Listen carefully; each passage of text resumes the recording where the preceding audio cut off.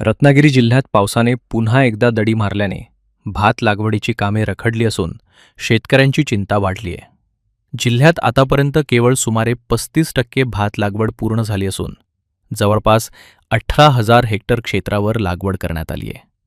मात्र गेल्या काही दिवसांपासून पाऊस नसल्याने लागवड केलेल्या शेतांमध्ये भेगा पडू लागल्या आहेत आणि भात पिकाच्या वाढीवर परिणाम होण्याची भीती व्यक्त केली जात आहे. काही भागात शेतकरी पाटाच्या पाण्यावर लागवड सुरू ठेवत असले तरी बहुतांश ठिकाणी पावसाअभावी शेतीची कामे ठप्प झाली आहेत. त्यामुळे दमदार पावसाची प्रतीक्षा आता रत्नागिरीतील बळीराजा करत असून लवकरच समाधानकारक पाऊस झाल्यास रखडलेली भात लागवड पुन्हा वेग घेईल अशी आशा शेतकरी व्यक्त करत आहेत.